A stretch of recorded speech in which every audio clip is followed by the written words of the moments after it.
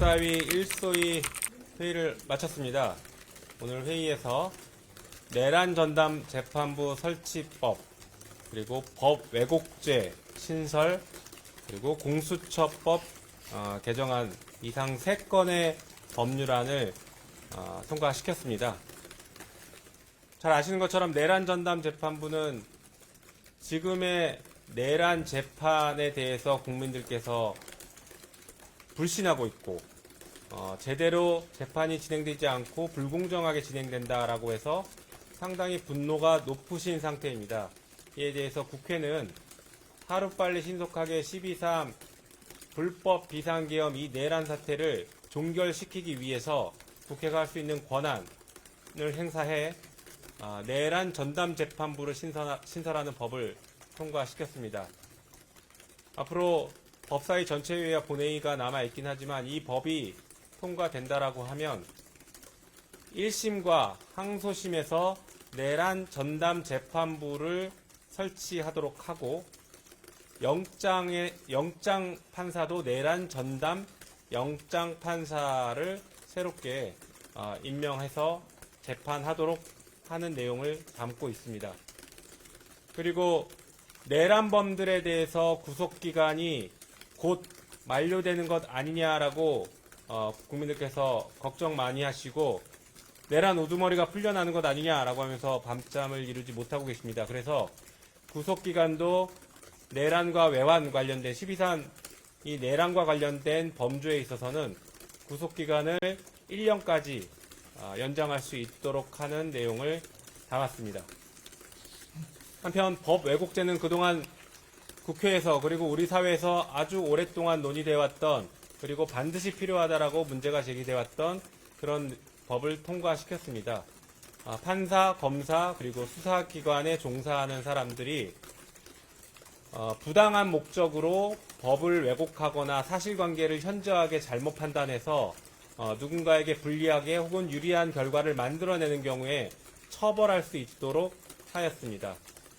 마지막으로 공수처법 개정은 지금 현행 공수처가 수사하고 있는 수사 대상 중에서 판사, 검사, 그리고 수사 업무에 종사하고 있는 경무관급 이상의 경찰 공무원들에 대해서는 직무상 관련된 범죄를 넘어서 모든 범죄에 대해서 공수처가 수사할 수 있도록 했습니다.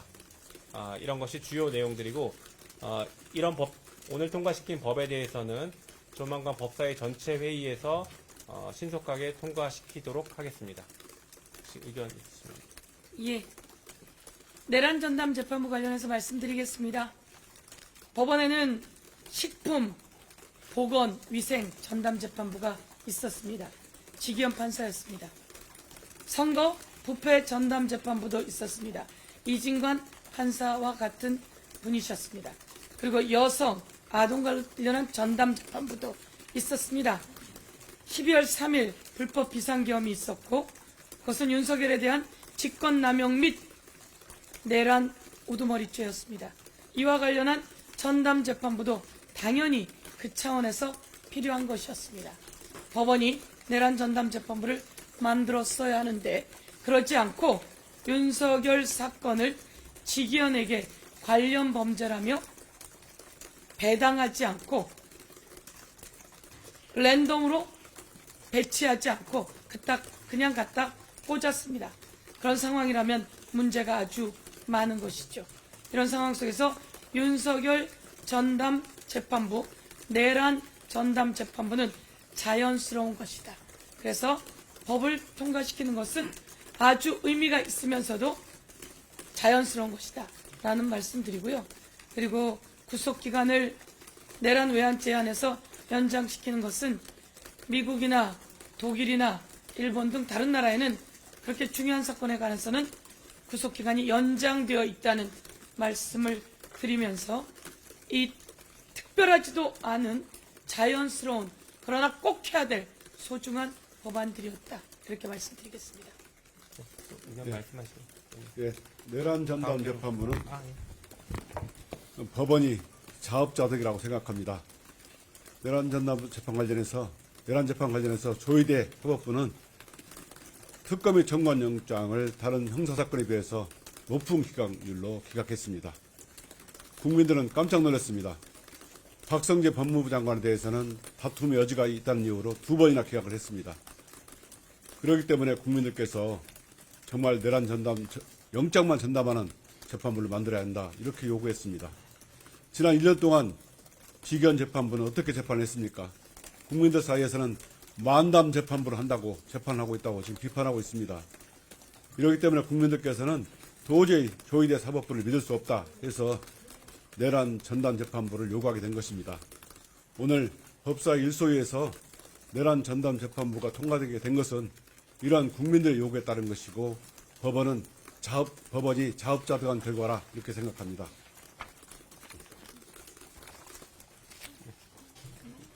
아, 그래? 한두 가지 설명을 더 드려야 될 것 같은데, 내란 전담 재판부 추천위원회와 관련해서, 아마 궁금해 하실 것 같습니다.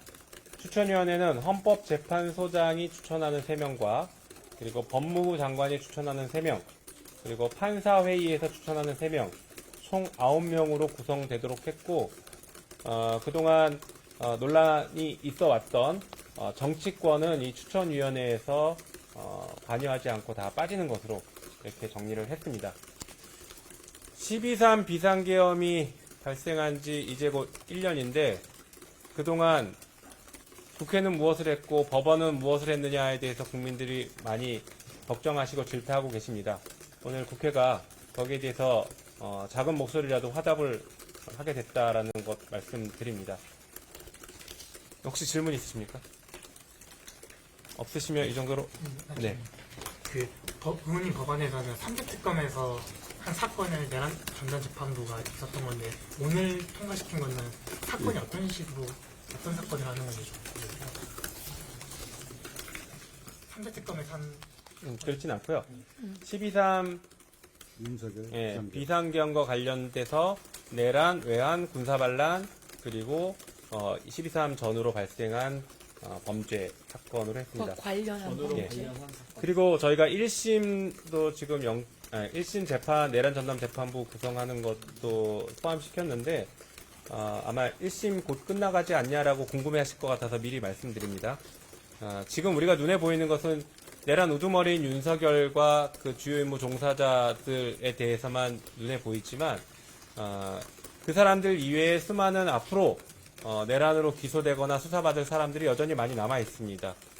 그래서 나중에 특검이 끝나더라도 특검법에 따르면 국수본에서 앞으로 대상 사건들을 수사하도록 하고 있습니다. 그래서 그 수사 결과에 따라서 일반 검찰이 기소를 할 사건들, 대상 사건들이 아직 많이 남아 있기 때문에 내란 전담 재판부 1심도 필요하다라고 저희가 판단을 해서 1심도 포함하는 것으로 했습니다. 네.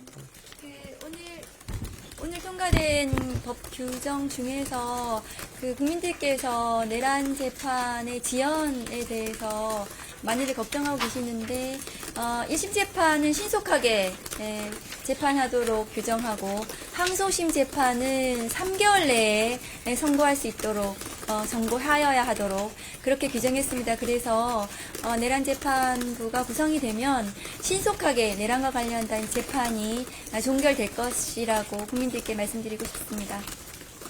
네, 마지막으로 하나 더 해먹은 게 있는데요. 엔진 절차도 짧게 해주세요. 내란 범들에 대해서는 사면, 복권 등 감형 이런 모든 것들을 다 제한하는 것을 내란 특별법에 담았습니다. 그래서 내란 범들에 대해서는 민주주의의 이름으로 용서하지 않겠다라는 것을 분명하게 선언했습니다. 이상 마치겠습니다. 혹시 구속기한 관련된 거는 네. 형사소송법 개정안 아닙니다. 이 내란 특별법에 다 담았습니다. 그 부분은. 제가 그 법을 진즉에 대표 발의했는데 오늘은 이 법으로 다 넣어서 하는 것으로 했습니다. 네.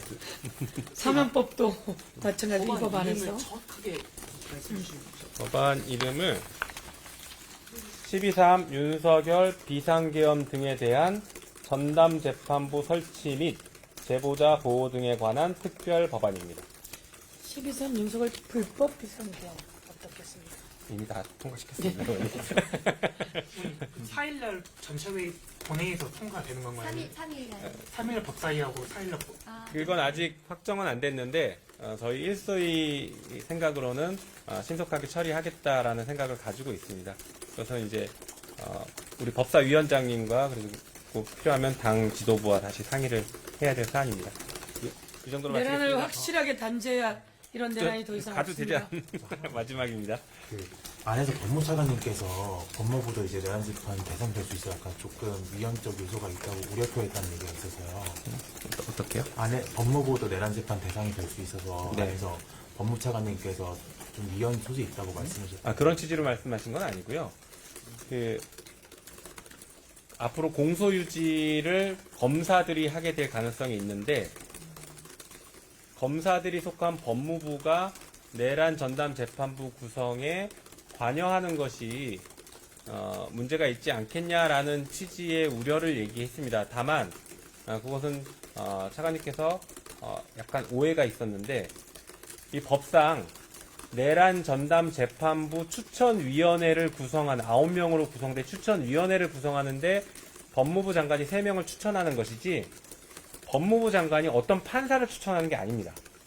추천위원을 추천. 네, 추천위원을 추천하고 실제 판사를 추천하는 것은 그 9명의 추천위원회에서 하는 것입니다. 그래서 법무부 차관은 그 부분에 처음에 혼동이 있어서 잘못 얘기를 했습니다. 그리고 아까도 말씀드린 것처럼 현행 대법관 추천위원회가 외부 인사들이 추천하는 것으로 구성이 되어 있습니다.